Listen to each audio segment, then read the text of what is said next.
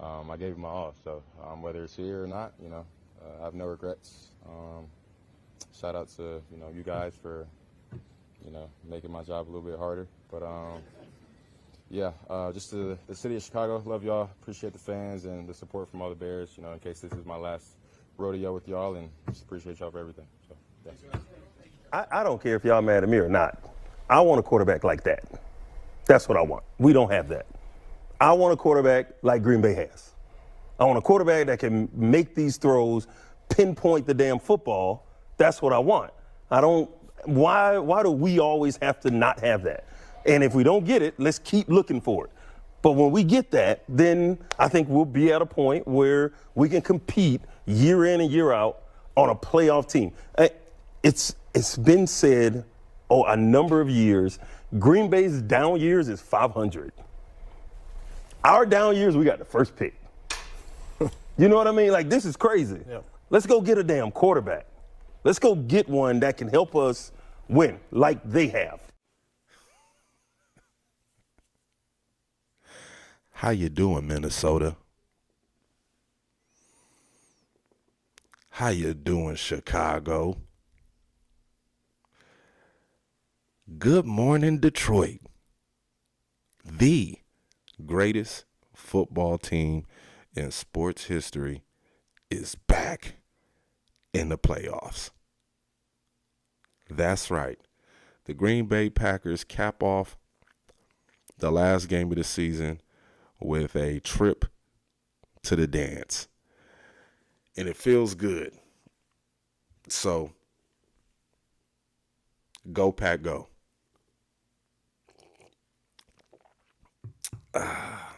Now, a lot of people want to praise Jordan Love for his phenomenal year as a starting quarterback, first season with the greatest football team in sports history, the Green Bay Packers. And he deserves it. He really does. He really does. But I tend to go in a different direction, and I'm not, taking nothing from Jordan Love. He's had a great year.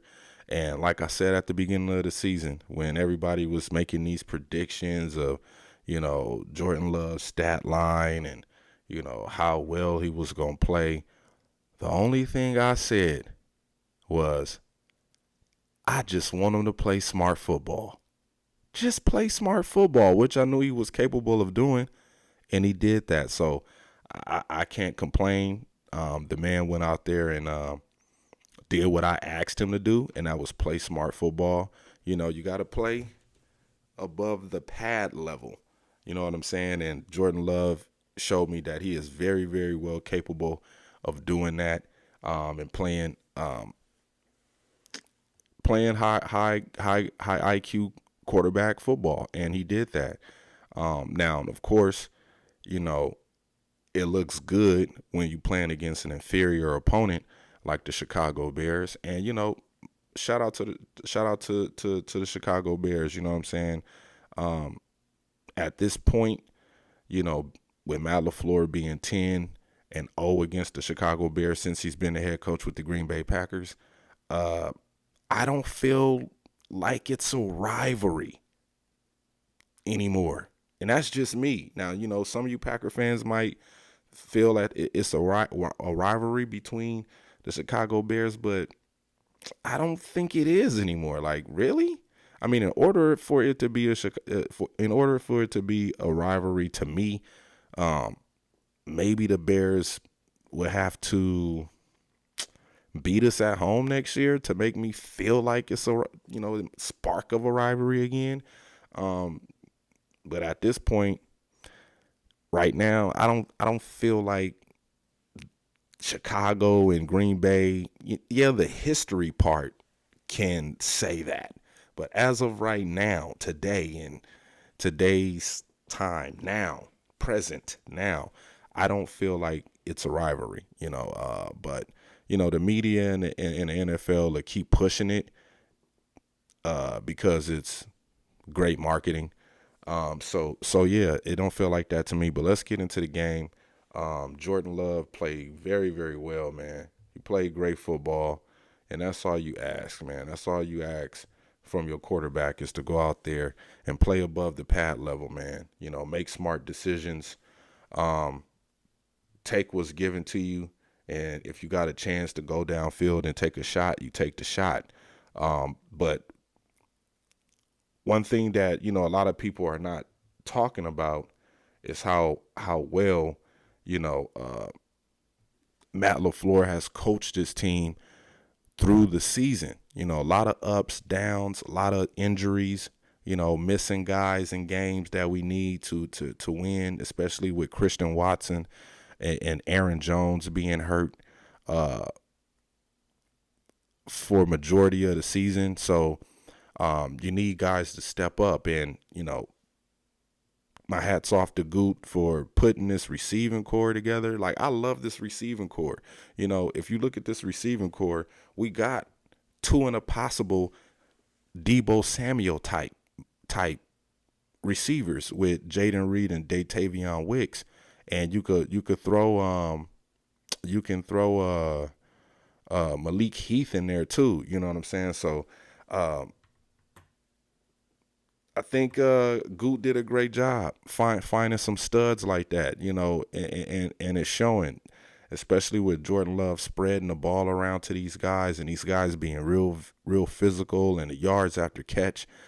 And you know, a lot of these receivers that we have playing through injury.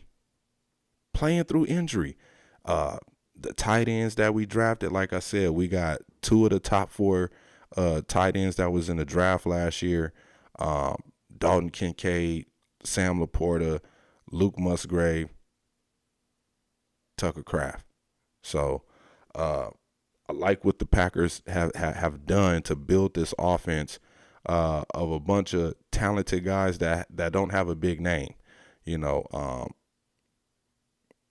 And you see how we're not on offense this year opposed to the previous years, that we're not focusing on one guy. You know, we're spreading the ball around. We're getting it to the tight ends. We're getting it to the slot receivers. We're getting it to the wideouts. Jordan Love is going through his progressions. The offensive line is blocking real good, giving him time to make the throws.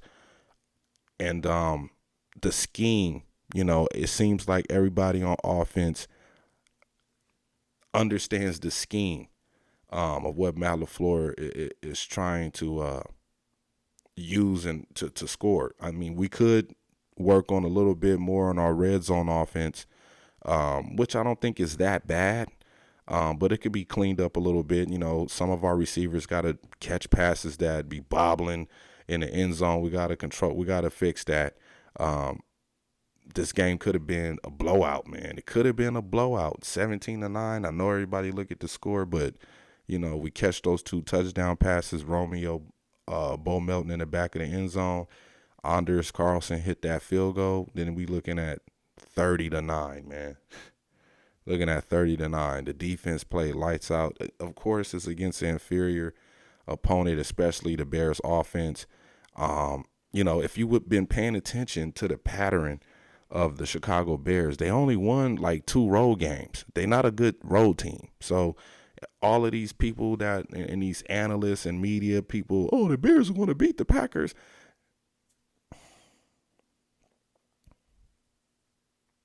Okay. Now, I'm not going to say the Chicago Bears hadn't played well the last few weeks of the season. They did. They was taking the ball away, causing turnovers. And that's what you got to do if you want to win ball games, especially with a team like that. But, you know, they got away with 1 turnover. It didn't turn into anything significant to where our team had to panic. The defense went right back out there and handled business. You know what I'm saying? The pass rush looked great. 5 sacks on the day. We dropped a couple of interceptions that could have, you know, really ended this game. But for the most part, you know, we took care of business and we did what we were supposed to do to get where we are now. You know what I mean? And I love the way that these playoffs is set up. Just how I kind of pictured it. But we'll get into the playoff talk in another video. We will be live tonight. We're moving the chains. MTC with BMAC and Cage TV, where we'll discuss further about the last game of the season, and then, you know, just the season in totality. You know what I'm saying? How we felt the way the season went. You know, it wasn't what we expected, but I expected this team, or in most cases, like I said before the beginning of the season, you know, when everybody was making their predictions on Jordan Love, he gonna do this, he gonna do that, he gonna do this. I just wanted him to play smart football, and he did. He played smart football. That's all I asked Jordan Love to do. And when you play smart football, you have a chance to go win it all. You know what I'm saying? You know, do I think we're one of the dangerous teams in the NFC in the playoffs? Maybe. You know, if we get all of our pieces back before the game in Dallas, if we, you know, can activate Eric Stokes, Christian Watson can come back, Romeo Dubs can heal up in a short period of time, because we gonna be on a short week. You know, we got to take opportunity of the rest that we got. You know, take advantage of the rest, take advantage of getting healthy with the time that we have. We have to be smart about, you know, how we get ourselves together to go play this big time football game against the Cowboys, Mike McCarthy, and my fantasy league quarterback, Dak Prescott. So it should be a good game. But as far as the division goes with the Green Bay Packers, a lot of people didn't expect us to be where we are now, especially a lot of our division opponents. You know, the Detroit Lions didn't expect us to be in the playoffs. I could tell you that much. The Minnesota Vikings thought they had a chance, you know, before the Kirk Cousins injury, and they kind of just fell off. And the Green Bay Packers kept on progressing, playing, grinding it out, pushing the envelope of being a good team, overcoming adversity, and, you know, losing some games that we should have won. So when we get into the playoff picture, because I am going to do a video for that, maybe later today or when I come back home. But yeah, I'm happy that the game is going to be on Sunday instead of Saturday. You know, that gives the Packers a little bit more time to get their stuff together. And yeah, man, we back up in this thing. You know, a lot of people doubted us. A lot of people counted us out, but this team stuck together. They came together collectively. Jordan Love, you know, keeping this team together, keeping them focused, bringing everybody to one common ground, and that's win. And you see it. Matt LaFleur after the game was so hyped up, pumped up about how well this team persevered and overcame a lot of the things that, you know, could have brought this team morale down to the floor. But we stayed even keel, you know, kept our eyes on the prize and fought for every inch to be where we are today. And, you know, this team rallied around Jordan Love after, you know, the previous quarterback, Aaron Rodgers, you know, kind of didn't live up to the expectations of last year of the Packers getting into the playoffs. And it's only a difference a year makes, man. A difference a year makes. You know, now we can head into the offseason with no distractions. You know, this team getting better. But, you know, we got a playoff game to play. A lot of people said that we wouldn't be having a playoff game to play, but we got a playoff game to play. So I'm proud of this team, man. I can honestly say that I'm proud of this team. You know, a lot of Packer fans were throwing in the towel in the season and giving up, especially a lot of the content creators. You know what I'm saying? A lot of content creators kind of turned the volume down on making videos, but we stood it out. We stayed the course. Shout out to Higher Point of View. Shout out to Higher Point of View. You know, shout out to that man. He was dropping a lot of game this whole season with his Waking Pack. Be looking forward to that dropping today. I know I'm going to be tuned in on Victory Playoff Monday. So it feels good, baby. It feels real good to see this team, and the future is right in front of us. But we're going to get into some playoff talk because we're going to talk about some things. You know what I'm saying? So be looking forward to that video. Maybe later today. I might do it later today, or probably, you know what? I might do it later today. That's what we'll do. And I'll probably drop it later this week. So be looking forward to that video. Also be looking for MTC Moving to Change the Night with B Mac and Cage, just to talk about, you know, the last game of the season and, you know, the season overall. Yeah, man. We back in this thing. Back in the playoffs, man. Go Pack, go. Hey, we going to the playoffs!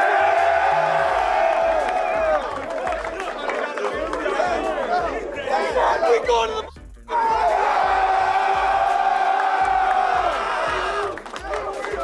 I'll tell you what, man. From here on out, you dig deep, you stick together, you find a way. That's what we're about. That's what we're about. Let everybody keep doubting us. Everybody get in the game ball tonight.